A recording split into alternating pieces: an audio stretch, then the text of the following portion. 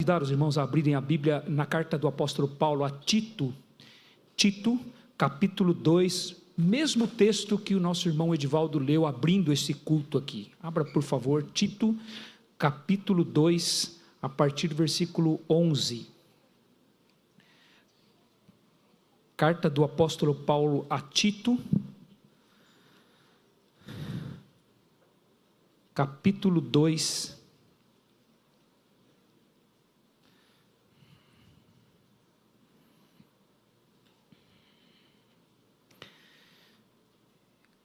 versículos de 11 a 14, nós vamos ler novamente. Eu peço a sua atenção para a leitura da palavra do Senhor.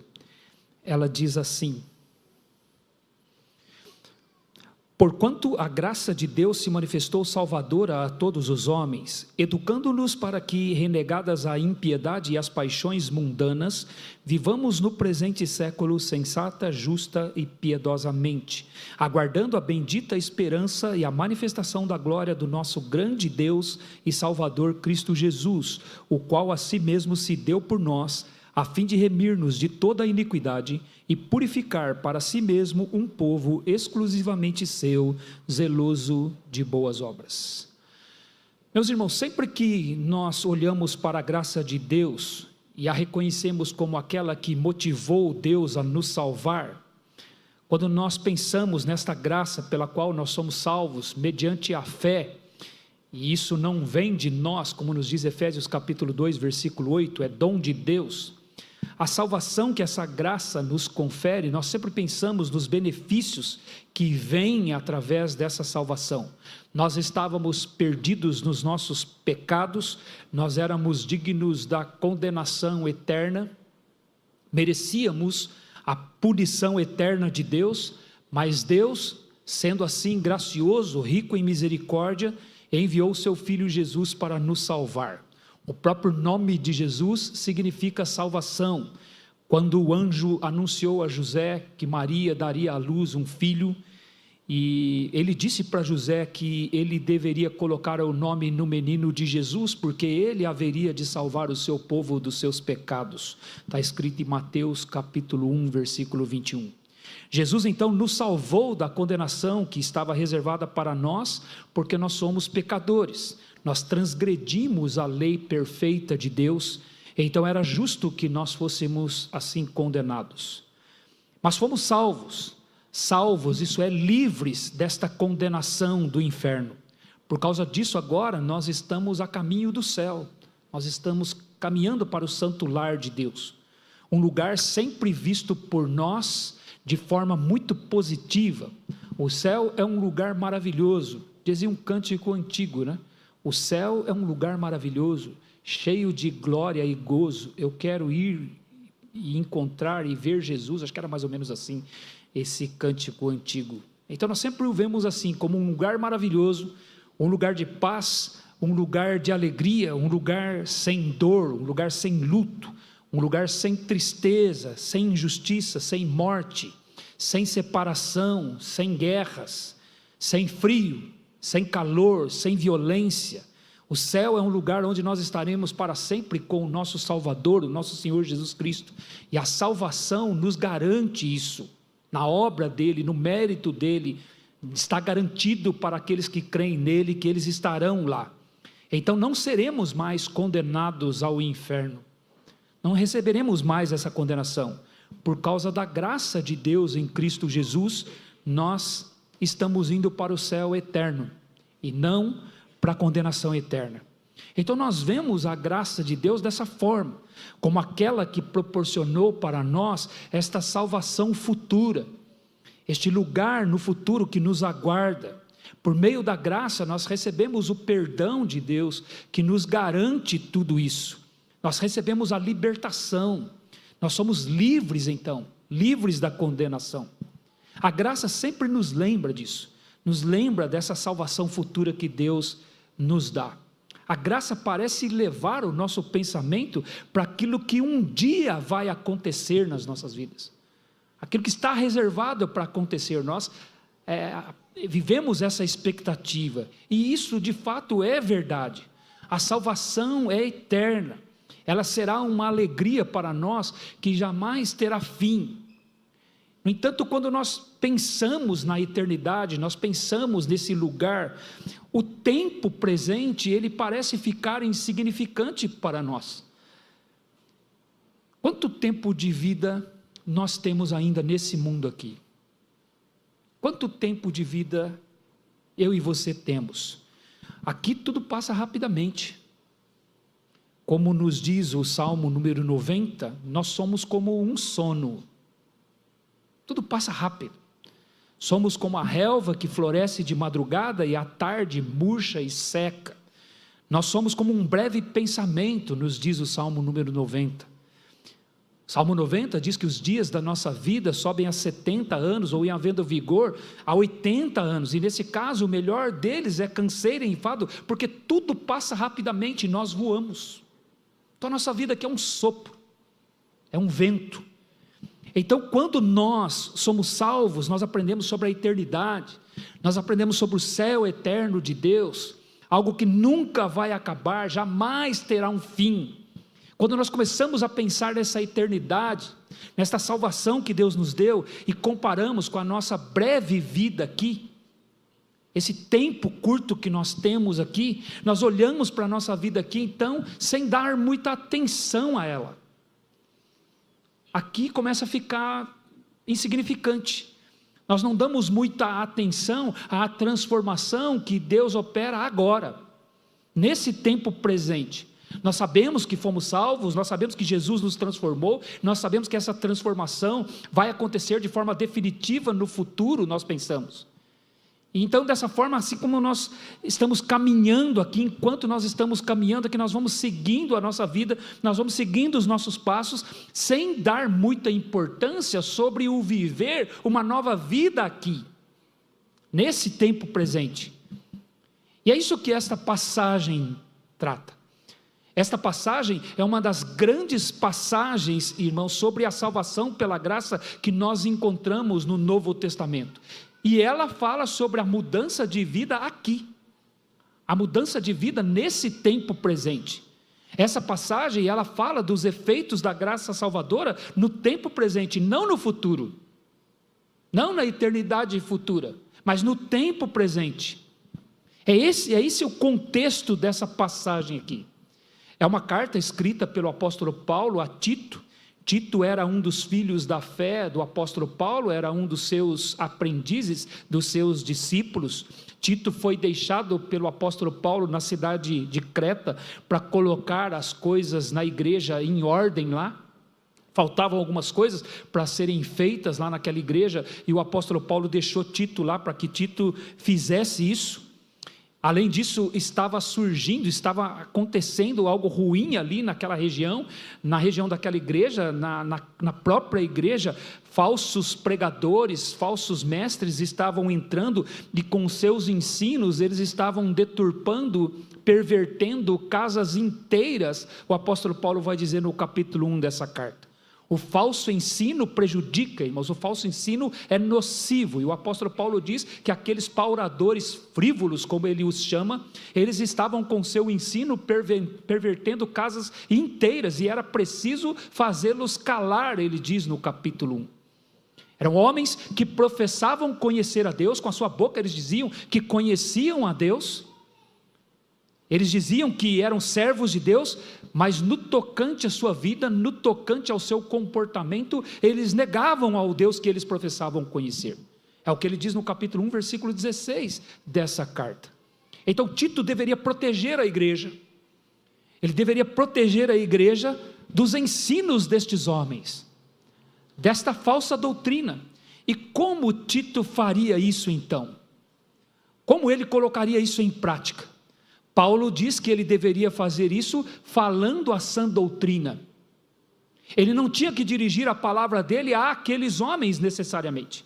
Fazê-los calar não era dizer para eles que eles deveriam se calar, não era necessariamente isso. Talvez em algumas ocasiões isso fosse necessário, mas não era isso que o apóstolo Paulo estava dizendo para ele. Fazer aqueles homens calar aqueles falsos ensinos, Tito faria isso falando com a igreja, falando a sã doutrina para a igreja. uma igreja que está fundamentada na sã doutrina, a doutrina que é saudável para ela, não vai dar ouvidos às mentiras. Ela própria vai se precaver das mentiras. Então a maneira que Paulo fala para Tito calar aqueles falsos mestres era: tu, porém, fala a sã doutrina, como ele diz no capítulo 1, no versículo 1 do capítulo 2.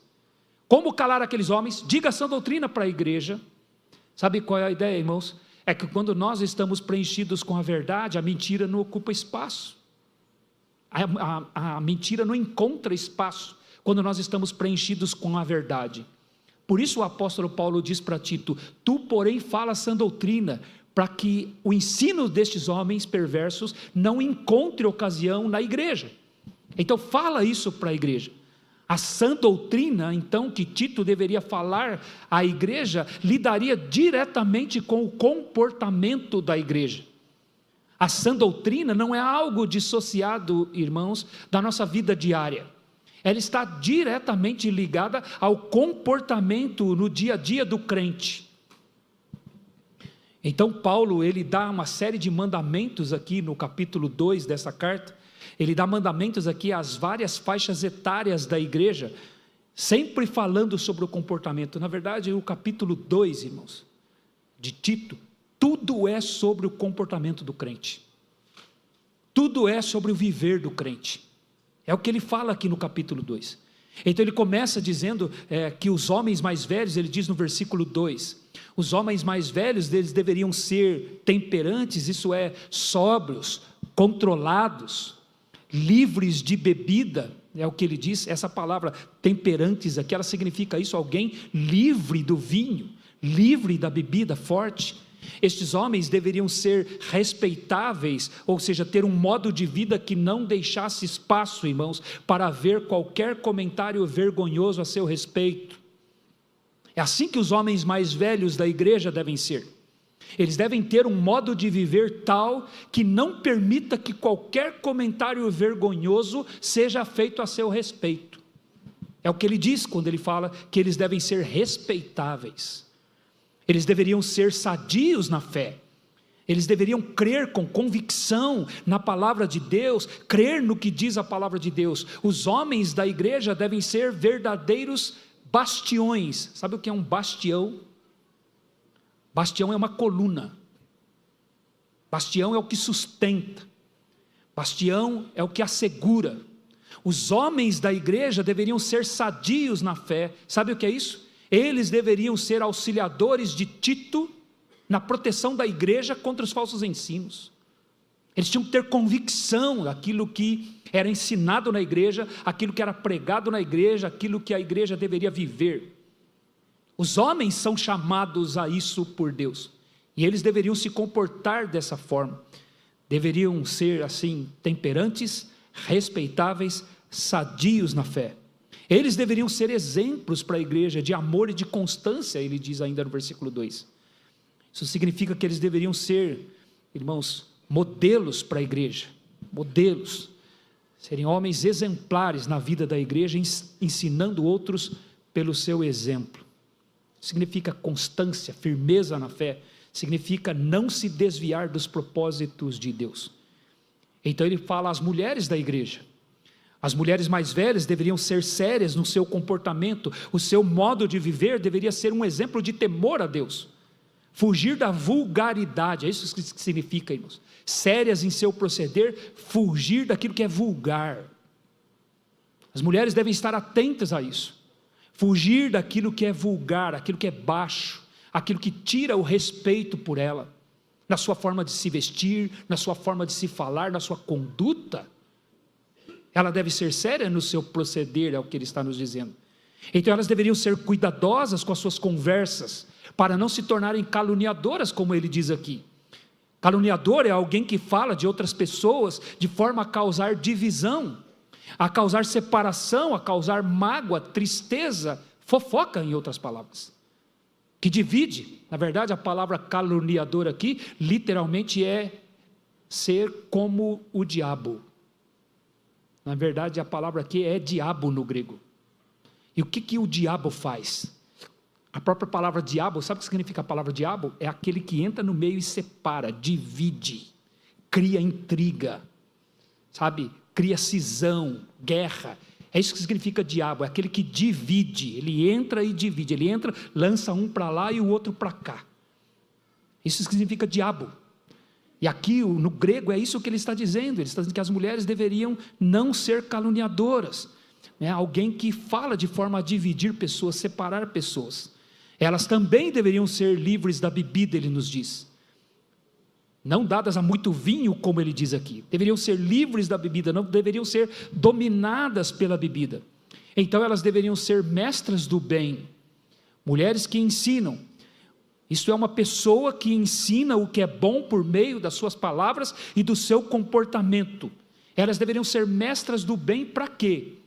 Ele diz aqui, para ensinar as mulheres mais jovens, ensinar as mulheres recém-casadas a amarem seus maridos e a amarem seus filhos. Estas mulheres recém-casadas, então, deveriam aprender a serem sensatas, ele vai dizer. Deveriam aprender a serem sensatas, isso é, aprender, irmãos, a ter domínio próprio. Sensatez significa dominar os seus impulsos, sabe, é ter o domínio, ter o controle. Então as mulheres mais velhas ensinando as mulheres mais jovens a dominarem os seus impulsos, elas deveriam ser honestas, como ele diz aqui. E aqui honesto não é necessariamente honesto, irmãos, no sentido de não mentir, no sentido de furtar, roubar, desviar alguma coisa em negócios, corromper-se em negócios, não é nesse sentido que a honestidade aqui. A honestidade aqui significa pureza, a honestidade aqui é a ideia de ser respeitável na conduta, nas palavras, sem mancha no seu caráter. As mulheres da igreja deveriam ser vistas assim, então, as mais velhas ensinando as mais jovens para que elas aprendessem a ser honestas, ou seja, uma vida pura, uma vida casta, uma vida dedicada ao Senhor. As mulheres mais velhas deveriam ensinar as mais jovens também a serem boas donas de casa. O lar, o lugar da mulher, o foco da mulher, o chamado de Deus para a mulher. A ideia aqui é de que ela administra a sua casa, ela deveria ser vigilante sobre como anda a sua casa, como as coisas em casa estão. Não é sem motivo que Provérbios capítulo 14, versículo 1 nos diz que a mulher sábia edifica a sua casa, mas a mulher insensata com as próprias mãos a derruba. Na verdade ele diz, a mulher sensata edifica a sua casa, mas a mulher insensata com as próprias mãos a derruba. Uma casa está de pé ou cai de acordo com o caráter da mulher que está lá dentro. Uma casa está de pé ou cai de acordo com o caráter da mulher que está lá dentro. É o que nos diz Provérbios capítulo 14, versículo 1. Então elas deveriam aprender a serem sujeitas a seus próprios maridos, é a disposição de submeter-se voluntariamente à liderança do seu marido, ajudando-o e cooperando com ele para que ele cumpra a missão que Deus deu a ele. Ela é sua auxiliadora. Sempre foi assim o chamado de Deus para as mulheres. Desde Gênesis nós aprendemos isso. E por que isso? Porque esse comportamento. Então ele diz no versículo 5, para que a palavra de Deus não seja difamada. O comportamento da igreja, irmãos, é um testemunho sobre o que Deus diz. A vida da igreja, ela contribui para que a palavra de Deus não seja difamada quando esse comportamento é voltado para aquilo que Deus tem dito. O que Deus diz, ele é protegido pela vida da igreja. Então o apóstolo Paulo diz no final do versículo 5, para que a palavra de Deus não seja difamada. É um testemunho poderoso sobre Deus. Era a sã doutrina que Tito estava dizendo. É sobre o agir do crente, é agir de acordo com a sua identidade em Cristo Jesus. E quando é assim, não oferece motivos para que falem contra a palavra de Deus, para que ataquem o caráter de Deus. Tito também deveria falar aos jovens da igreja, no versículo 6 ele diz isso, que os jovens fossem criteriosos. Isso também é sensatez. Criterioso aqui também significa no original sensatez. Então os jovens deveriam ser sensatos. Os jovens na igreja, eles devem aprender a ter domínio próprio, a controlarem também os seus impulsos. A juventude é uma época de muita impulsividade, não é? de muita rapidez nas decisões, nos desejos. Então o Evangelho de Cristo Jesus, o caminhar na graça de Deus, por meio da comunidade de fé, faz com que os jovens sigam aprendendo a conter seus impulsos. Eles têm ideias e eles tomam decisões, eles fazem as coisas porque eles acham que aquilo é bom. Mas o Evangelho de Cristo Jesus, a graça que nós temos cantado aqui, ela dá aos jovens a condição de serem jovens sensatos, criteriosos, que têm controle sobre seus impulsos. É o que ele diz. E ele fala também nos versículos 7 e 8 sobre o próprio pastor da igreja. Ele fala para o próprio Tito. Tito, como pastor da igreja, deveria ter um comportamento exemplar. Ele deveria ser pessoalmente um padrão de boas obras para a igreja. Padrão aqui, irmãos, no original é de onde nós tiramos a nossa palavra tipo. É que os jovens usam bastante. Esse aqui é tipo isso aqui. É tipo não sei o quê. É tipo não sei o quê. Todos eles falam tipo, né? Tipo é um padrão, tipo é um modelo. É isso que ele está dizendo aqui. Ele está dizendo para Tito que ele próprio deveria ser o padrão para a igreja. Ele pessoalmente deveria ser o padrão de boas obras para a igreja. O seu ensino para a igreja deveria ser íntegro, isto é, um ensino puro também, um ensino sem manchas, um ensino incorruptível, fiel à palavra de Deus. Então ele diz, no ensino mostra essa integridade, ele diz para Tito, mostra isso, ensina isso para a igreja, essa integridade, que você seja reverente, que haja reverência no seu ensino, que seja incorruptível. A sua linguagem, Tito, ele está dizendo como pastor da igreja, deve ser uma linguagem sadia, isso é, de acordo com a verdade da palavra de Deus. Deveria ser uma linguagem irrepreensível, uma linguagem que não poderia ser condenada nem censurada, era a linguagem que Tito deveria usar como pastor da igreja. Isso por quê? Para que o adversário não tivesse nenhuma indignação que dizer contra os líderes da igreja de Cristo Jesus. Contra aqueles que foram incumbidos de conduzir, de pastorear a igreja de Cristo Jesus, ele diz, que este adversário, pelo contrário, seja envergonhado, ele diz. Então os próprios pastores têm que ser modelo para o rebanho, têm que ser modelos de boas obras, de conduta na sua linguagem, no seu falar, que mostrem também esta virtude, esta reverência, esse padrão para a igreja. E depois ele diz para os servos também deveriam se comportar de forma digna do Evangelho. Servos aqui eram escravos, irmãos. Escravos que, como crentes, deveriam ser obedientes aos seus senhores. Deveriam fazer com que seus senhores ficassem satisfeitos com eles. Eles não deveriam se rebelar contra os seus senhores. Eles aqui que não sejam respondões. Não deveriam falar contra os seus senhores, levantar a voz para os seus senhores. Eles deveriam ser submissos. Eles eram escravos crentes. Como crentes eles deveriam ser assim, os seus senhores deveriam ficar satisfeitos com eles. Você vê o que é ser um crente? Nós não temos escravos hoje. Não temos mais esse tipo de economia que havia naqueles dias.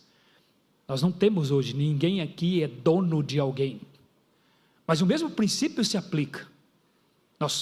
Muitos de nós são empregados nas suas empresas, têm autoridades sobre si, e estas autoridades devem ficar satisfeitas porque você é um crente, porque você é um servo de Deus. Elas devem ficar satisfeitas com você, devem ver em você alguém submisso, alguém manso, alguém que respeita as autoridades. É isso que ele está dizendo aqui.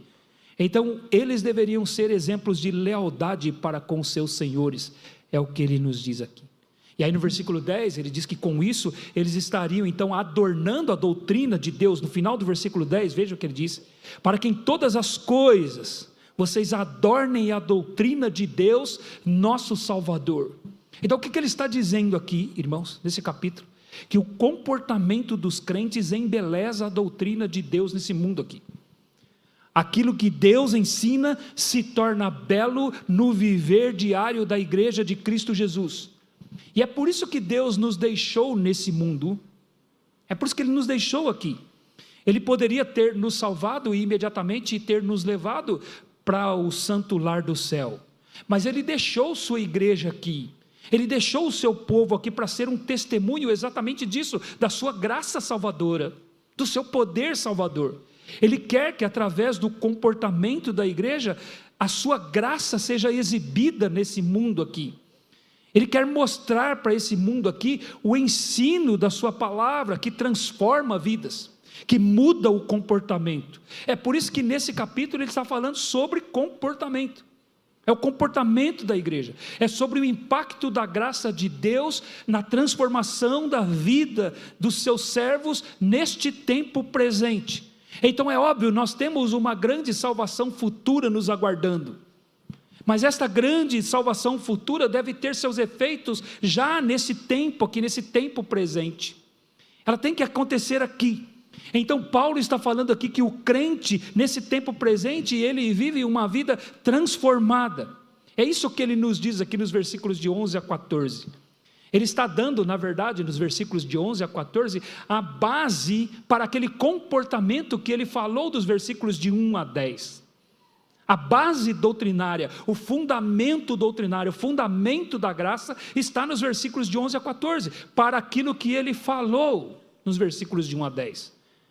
Então a igreja deveria agir assim. Por isso é que ele começa no versículo 11 dizendo: porquanto a graça de Deus se manifestou salvadora a todos os homens. Veja, há uma conjunção aqui.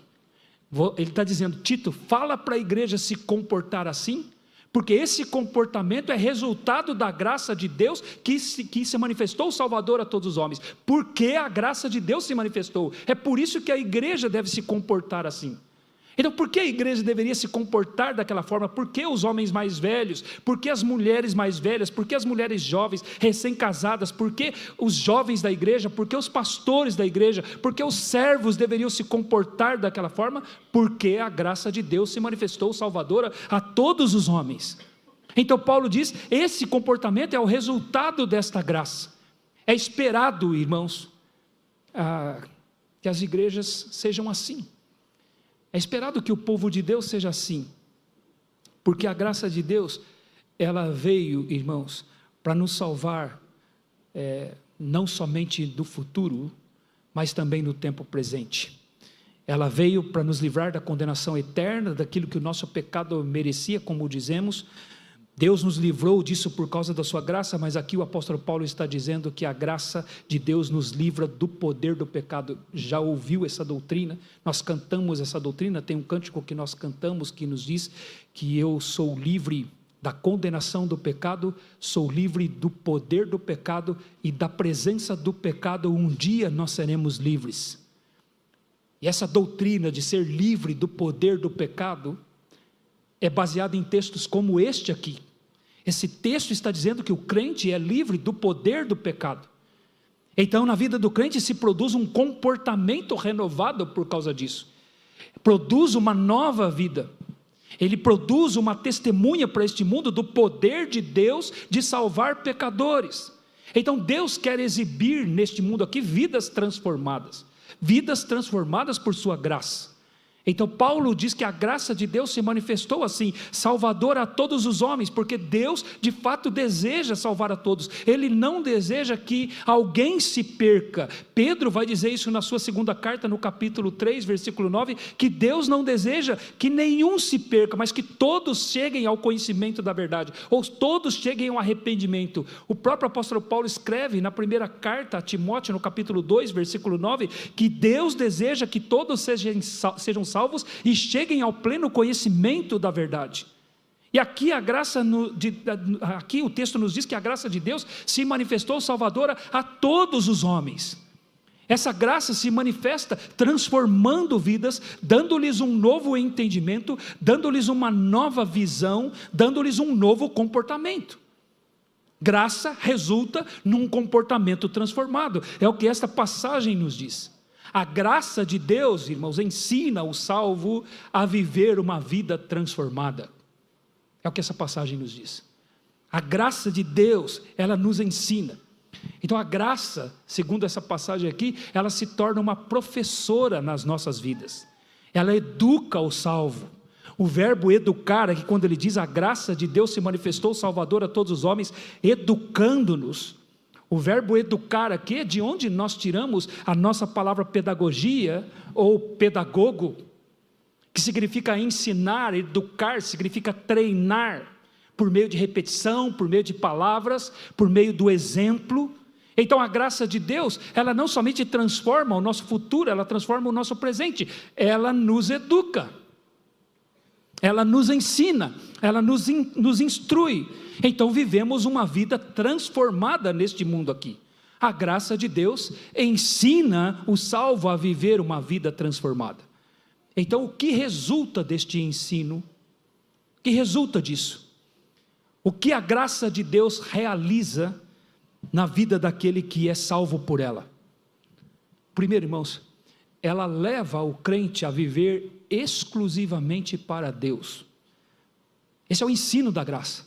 Ela nos ensina a vivermos exclusivamente para Deus. É o que ele nos diz nos versículos 11 e 12. Paulo diz aqui que ela nos ensina a renegar a impiedade e as paixões mundanas. Renegar significa dizer não, significa recusar, significa não aceitar. Essa palavra aqui também se refere, irmãos, a lutar contra si mesmo, a negar a si mesmo. É lutar contra si quando reconhece que os seus desejos estão ignorando a vontade de Deus. Então aqui, renegar aqui significa abandonar os próprios interesses. Então aqui Deus, Ele está nos dizendo que a graça nos ensina a renegar nossos desejos quando estes desejos são indiferentes à sua vontade. É por isso que ele diz, renegar a impiedade e as paixões mundanas. Sabe o que significa? Voltar-se para Deus.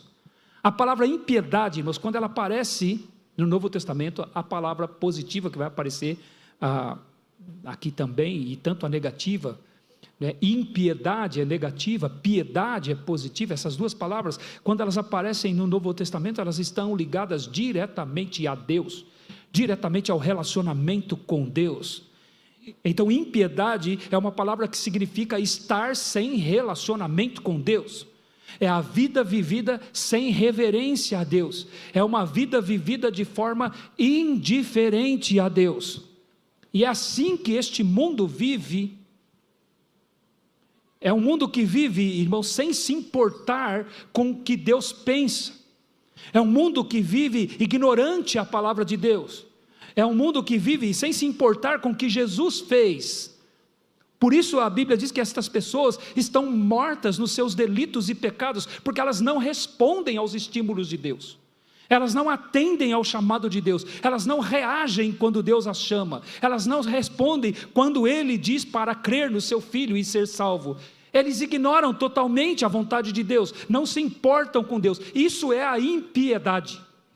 É viver sem se importar com Deus. Então isso está ligado diretamente ao relacionamento com Deus. E impiedade então é não se relacionar com Ele, é ser totalmente insensível a Deus, é viver como se Deus não existisse, como se Ele de fato não estivesse presente.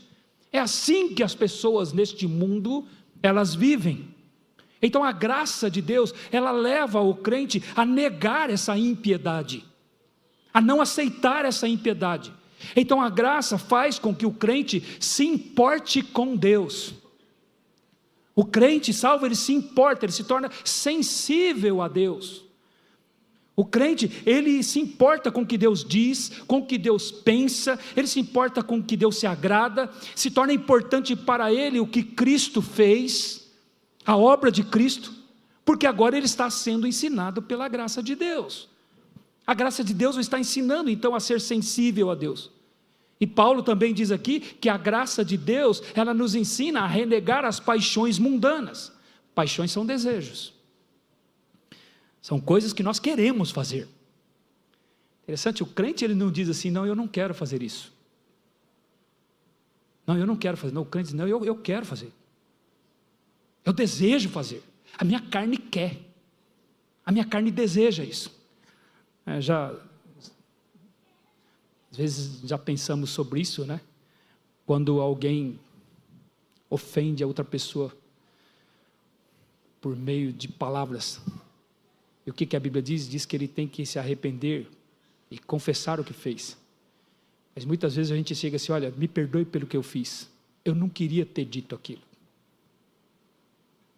Isso não é um arrependimento. O arrependimento é, me perdoe porque eu disse aquilo. porque era exatamente o que eu queria dizer. Mas eu estou arrependido por ter dito, porque eu não neguei o que eu quis, eu não neguei as minhas paixões, eu não reneguei o que eu queria. Esse é o verdadeiro arrependimento. É quando você reconhece o que você quer, que a sua carne deseja. Não é sem querer, irmãos. O que nós fazemos é porque nós queremos, está no nosso coração. Mas a graça de Deus, ela me ensina a reconhecer isso, a reconhecer os meus desejos. Aliás, a palavra paixão aqui, ela significa não só um desejo, ela significa um desejo profundo, aquilo que nasce lá no profundo do coração. Então fazemos porque queremos. O verdadeiro crente, aquele que está sendo ensinado pela graça de Deus, ele reconhece os seus quereres, ele reconhece seus desejos, e ele aprende a negá-los, a dizer não para as paixões mundanas. Então, o que queremos fazer, o que queremos falar, como queremos reagir, nós aprendemos a renegar esses desejos profundos, coisas que a carne quer demais. Então a carne nos diz, fale isso. A carne nos diz, busque isso para você. A carne nos diz, faça isso. A carne nos diz, tenha esta reação. Mas o que o crente, sendo ensinado pela graça de Deus, faz? Ele aprende a renegar, a não aceitar isso em si mesmo. Então ele começa a ter domínio próprio. Então são os desejos profundos, porém desejos egoístas, centrados somente em si mesmo. Por isso que Paulo chama de paixões mundanas. Paixões mundanas, porque são desejos que não levam em consideração a vontade de Deus. São desejos que só consideram a presente época, ou presente momento. Então mundano significa este tempo presente, significa seguir o sistema deste mundo aqui, significa não se preocupar com Deus e com a eternidade. Então o crente muitas vezes sente esse desejo, porém a graça de Deus o ensina a renegar isso, a negar estas paixões. Em outras palavras, a graça de Deus nos treina a ter domínio próprio, nos ensina a ter domínio próprio. A graça nos leva a viver assim neste mundo aqui em que nós estamos, renegando a impiedade e renegando as paixões mundanas. Ela transforma o nosso viver no tempo presente. Esse é o lado negativo. Nós dizemos não para aquilo que Deus desaprova, dizemos não para aquilo que não se importa com Deus. Estamos aprendendo então a viver exclusivamente para Deus. Mas Paulo também fala do lado positivo da graça aqui, do ensino da graça. No versículo 12 ele nos diz que ela nos educa para que nós reneguemos a impiedade e as paixões mundanas, mas ao contrário disso, de viver a impiedade e as paixões mundanas, vivemos no presente século, neste tempo presente, sensata, justa e piedosamente. Ela nos ensina então, irmãos, para que seja evidenciado em nossas vidas o poder salvador de Deus, o poder que transforma o nosso tempo presente. A graça que falamos no início não transformou somente o nosso futuro, ela nos ensina a viver agora, no presente século, de uma forma diferente como aquela que vivíamos antes da nossa conversão. É por isso que João 3,16 nos diz, porque Deus amou o mundo de tal maneira que deu seu Filho unigênito, para que todo aquele que nele crê não pereça, mas tenha a partir do tempo presente, tenha a partir de agora a vida eterna. Então o que crê, tem a vida eterna não somente no futuro, mas a tem a partir de agora.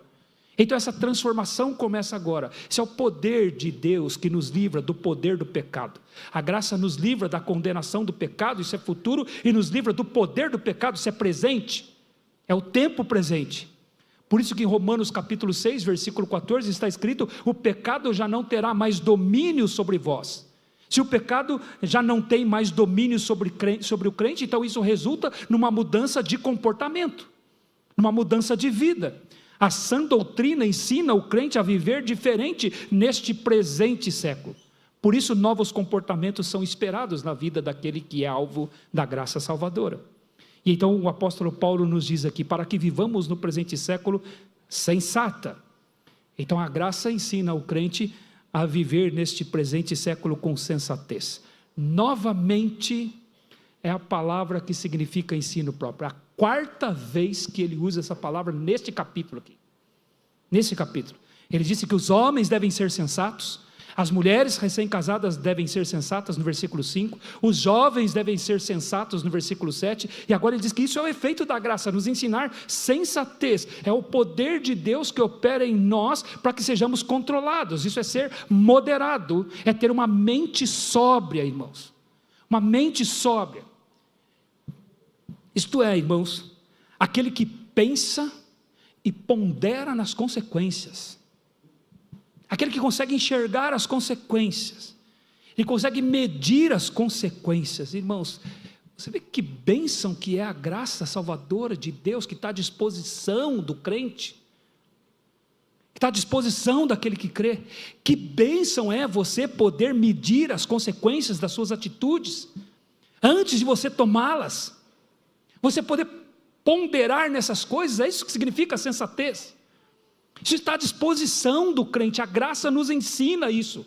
Esse é o poder salvador de Deus. Que bênção é eu poder discernir as coisas, eu poder calcular as minhas decisões, pensar nas minhas decisões, nos meus planos, das minhas palavras, nas minhas atitudes, e calcular, irmãos, as consequências, medir as consequências, antes de tomar essas decisões. É isso que Deus está dizendo, que é a vida do crente maduro nesse mundo aqui, que está sob os efeitos da sua graça salvadora. A graça ensina o crente a ser sensato, ele pensa. Deus usa a comunidade de fé, irmãos, o caminhar com a igreja, para nos ensinar isso, que às vezes a gente toma decisões, a gente faz escolhas para a nossa vida, e a gente não mede as consequências, a gente não consegue enxergar onde aquilo vai dar, o que aquilo vai redundar. Nós vamos tomando decisões, nós vamos gerando modelos para as outras pessoas, e não pensamos nas consequências, mas a graça de Deus nos ensina a sermos sensatos. Você acredita que a graça de Deus está ensinando você a ser sensato? Você acredita nisso?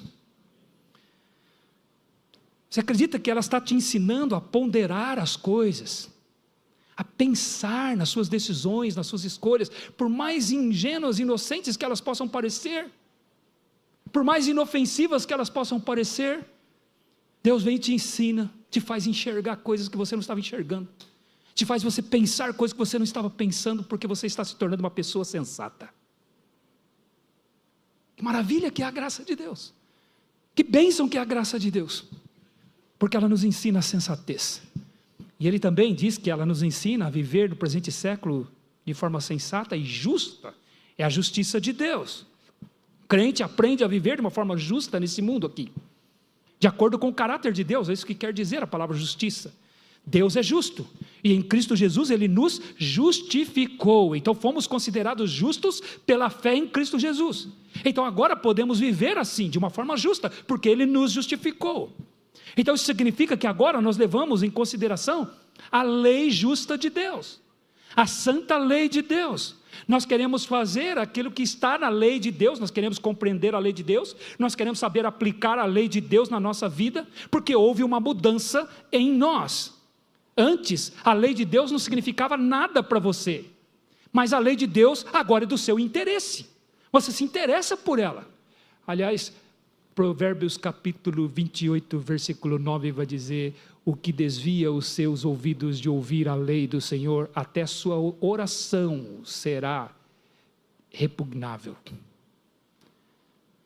Sabe o que Deus está dizendo? Aquele que desvia os ouvidos de ouvir a lei dele,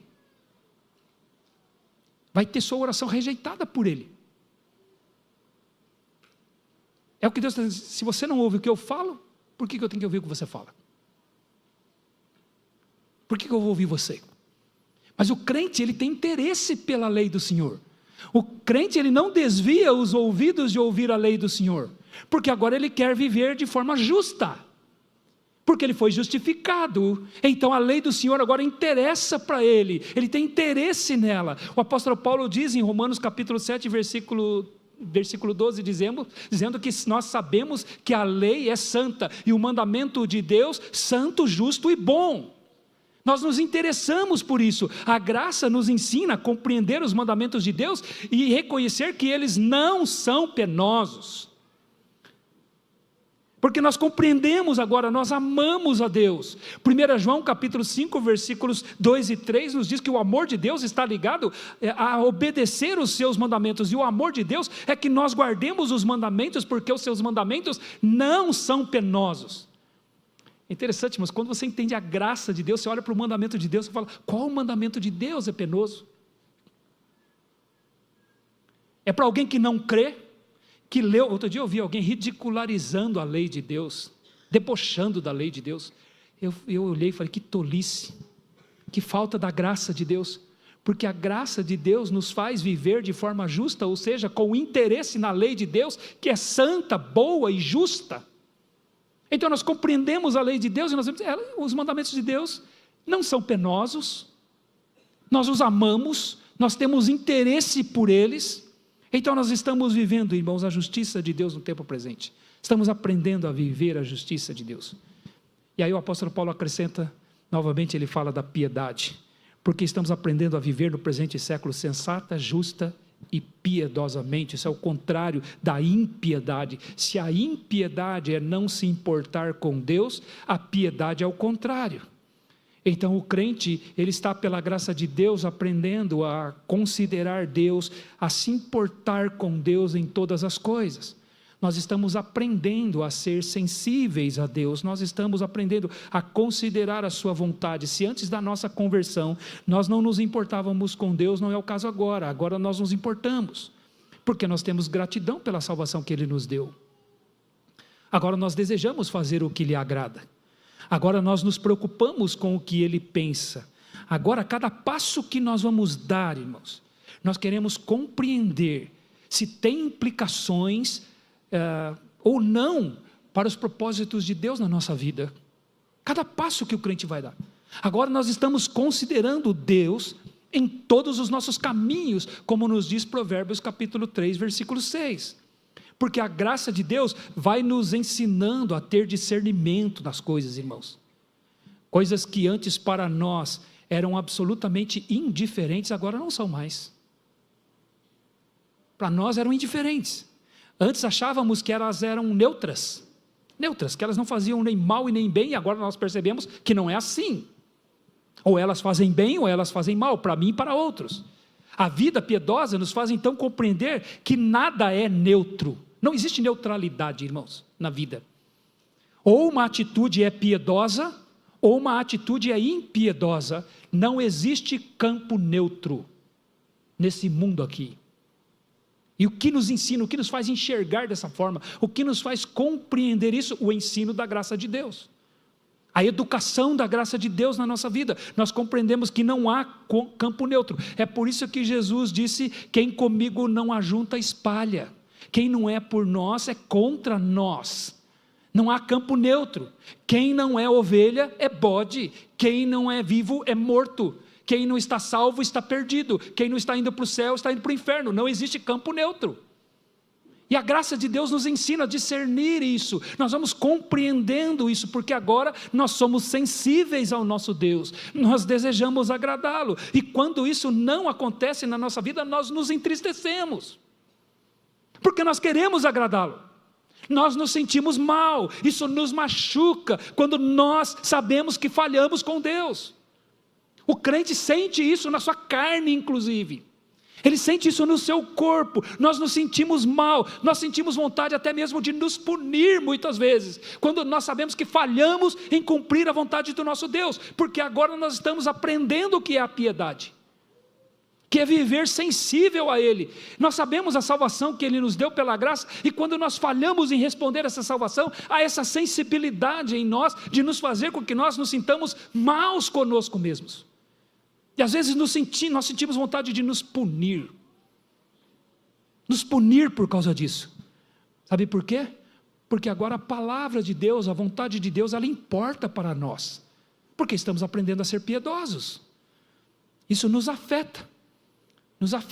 Então nós desejamos essa palavra de Deus, ela é importante para nós, ela nos alimenta, ela chama a nossa atenção. Então houve uma transformação nas nossas vidas. A palavra de Deus, que antes não significava nada, agora ela é interessante para nós. Ela chama a nossa atenção. Agora nós gostamos dela, porque nós sabemos que ela é a verdade absoluta. Nós temos interesses por ela, porque a graça de Deus está nos ensinando a viver piedosamente nesse mundo aqui. Então, o que a graça realiza na vida do crente? Ela leva o crente a viver exclusivamente para Deus.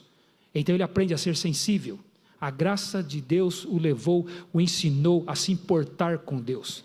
Antes, Deus não significava nada para você, nada. Agora, Ele é tudo para você. Ele é tudo, porque você foi transformado pela graça de Deus. Então, você aprende a renegar a impiedade e aprende a viver piedosamente, porque a graça de Deus, ela ensina o salvo a viver uma vida transformada. Ela ensina. Então, o que resulta da graça de Deus? O que a graça de Deus realiza? Além de levar o crente a viver exclusivamente para Deus, em segundo lugar, irmãos, e último ponto, pode ficar preocupado, é o meu último ponto. 2 pontos hoje só na mensagem. É o segundo e último ponto. A graça de Deus leva o crente a viver exclusivamente para Deus. Ela ensina o crente a viver assim, e ela leva o crente a aguardar o retorno do seu Salvador. É o que ele diz nos versículos 13 e 14. A graça de Deus ensina de maneira que nós possamos viver assim, aguardando o retorno do nosso Senhor Jesus, aguardando a bendita esperança e a manifestação da glória do nosso grande Deus e Salvador, Cristo Jesus, como Ele nos diz. Esse é o nosso desejo. Nós estamos aguardando Jesus voltar. Esse é um dos efeitos da salvação. O crente deseja, aguarda a volta de Jesus. Algo que antes inexistia na sua vida, agora é uma realidade. A fé em Jesus, ela é real. O crente crê que Ele morreu, que Ele ressuscitou, foi para o Pai e um dia Ele voltará. Antes da nossa conversão, isso para nós era uma tolice. Era uma tolice, irmãos. Se você ouvisse isso, você diria que não passava de uma tolice. Você diria que isso é apenas fanatismo religioso. Você acreditar que um homem veio do céu, se tornou homem, é filho de Deus, viveu uma vida perfeita, foi injustiçado, morto, crucificado naquela cruz, foi sepultado, ao terceiro dia ressuscitou, foi elevado aos céus por meio das nuvens e prometeu que um dia vai voltar e nós devemos aguardar a sua volta. Isso é uma tolice para você. Você diria que isso é apenas fanatismo religioso. Mas agora é algo real, é uma verdade na nossa vida, está firmado na nossa vida, é a nossa esperança. Que mudança que aconteceu no nosso entendimento por meio da graça de Deus, que transformação humanamente inexplicável. O que antes era uma tolice para mim, agora é uma realidade. O que antes era uma tolice para você, agora você aguarda a volta de Jesus. O crente verdadeiro tem sido ensinado pela graça a esperar isso.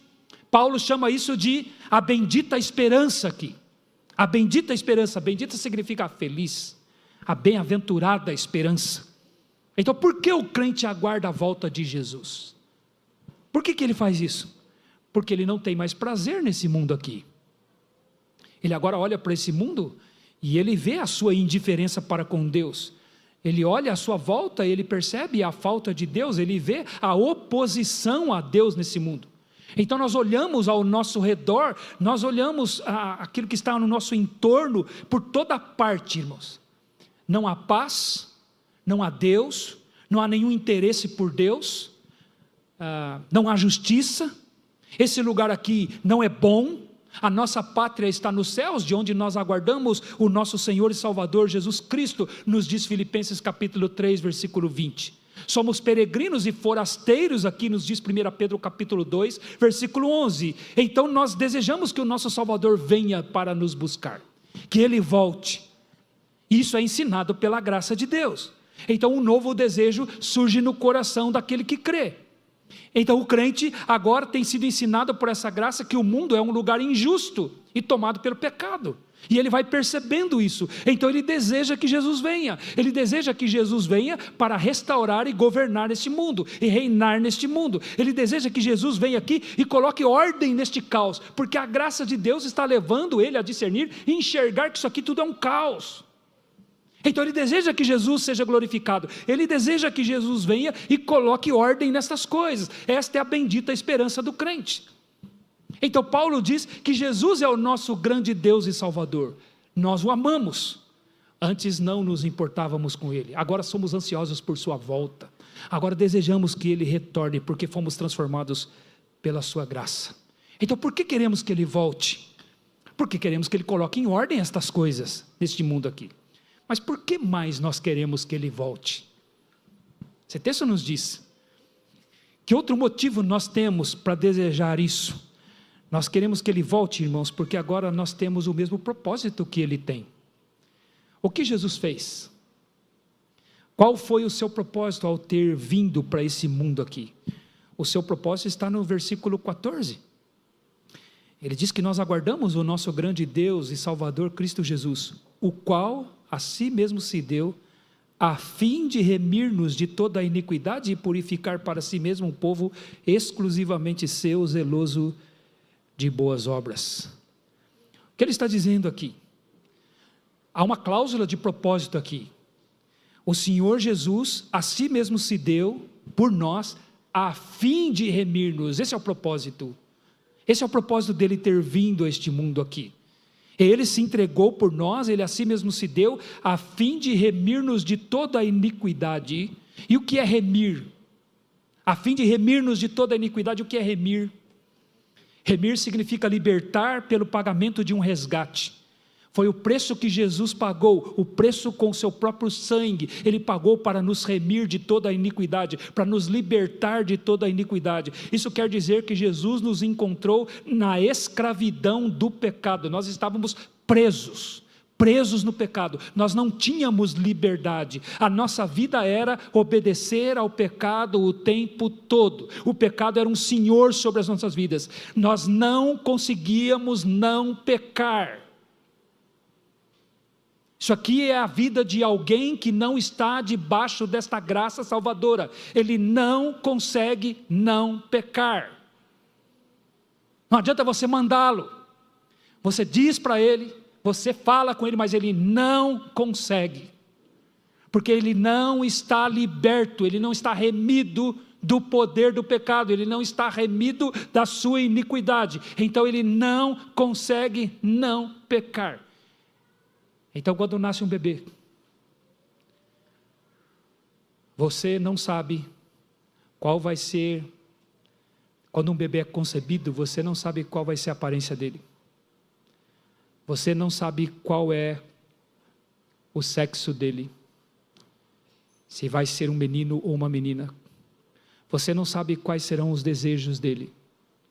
Você não sabe quais serão os propósitos que ele vai tomar para a sua vida. Você não sabe o que ele vai querer ser na sua profissão, mas você sabe uma coisa: ele vai pecar. Ele vai pecar contra Deus. É assim, porque ele não é remido. É a graça, pela graça o Senhor veio para nos remir de toda a iniquidade. Então ele nos liberta do pecado. O pecado era o Senhor das nossas vidas. Nós estávamos sob o seu reino. Nós obedecíamos o pecado. Então Jesus morreu na cruz para nos libertar deste poder destruidor. É por isso que ele disse em João capítulo 8, versículo 32, e conhecereis a verdade vos libertará. No versículo 36 ele disse, se o Filho vos libertar, verdadeiramente sereis livres. Então nós não éramos livres, nós estávamos sob a prisão do pecado. Mas ele veio para nos remir, ele pagou o preço para nos libertar do poder do pecado. Por isso a graça nos educa agora para vivermos uma vida transformada, livre do poder do pecado, porque ele nos libertou, ele pagou por isso. Então Jesus se entregou para purificar para si mesmo um povo exclusivamente seu, zeloso de boas obras. Ele veio com este propósito, entregar a si mesmo para nos remir, a fim de que fôssemos purificados dos nossos pecados. Então, para que fôssemos um povo exclusivamente seu. Isso significa o quê? Que antes nós pertencíamos ao pecado. Nós não pertencíamos a ele. Ele nos comprou para que nós sejamos então exclusivamente dele. Então o seu propósito final para as nossas vidas é que nós sejamos zelosos de boas obras.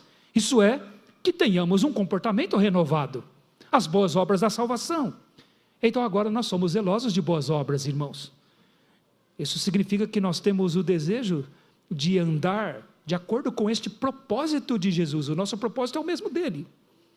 Ele veio para se entregar por nós, veio para que fôssemos libertos do poder do pecado, remir-nos de toda a iniquidade, veio para que fôssemos purificados para Ele mesmo, veio para que fôssemos exclusivamente seus, para que fôssemos então zelosos de boas obras. Este é o propósito pelo qual Ele veio a este mundo. Então nós estamos alinhados com Ele neste propósito. A graça de Deus tem nos ensinado isso.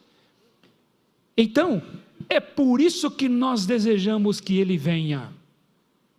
É por isso que nós temos esse desejo. Porque quando Ele vier, nós sabemos que seremos livres da presença do pecado. Ele nos libertou da condenação do pecado, não seremos mais lançados ao inferno. Ele nos libertou do poder do pecado, por isso nós estamos aprendendo a viver exclusivamente para Ele.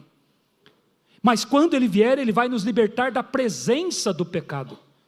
Então, como nós estamos alinhados com o seu propósito, nós desejamos que Ele venha.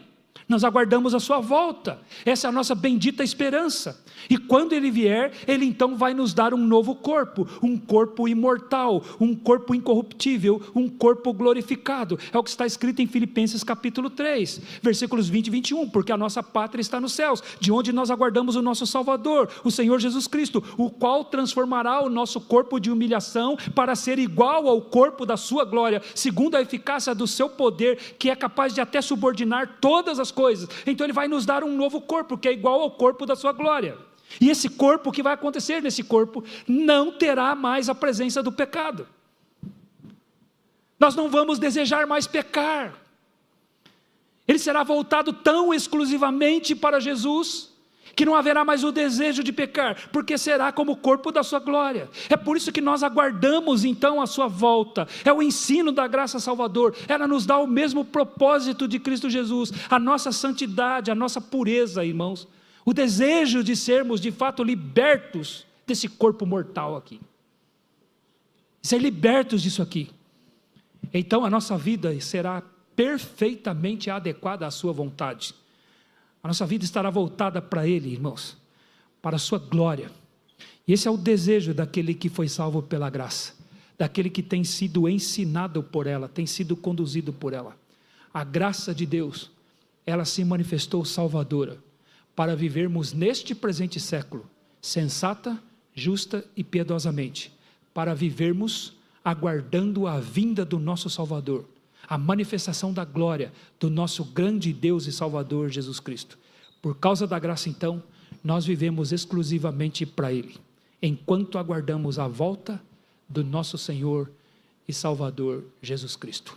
Portanto, o crente, ele vive os efeitos da graça no tempo presente. Nossa salvação não é somente futura, ela é presente, ela é a partir de agora. Amém? Você acredita nisso? Foi por isso que Ele morreu, para que isso acontecesse nas nossas vidas, para que fôssemos remidos de todas as nossas iniquidades. Vamos orar.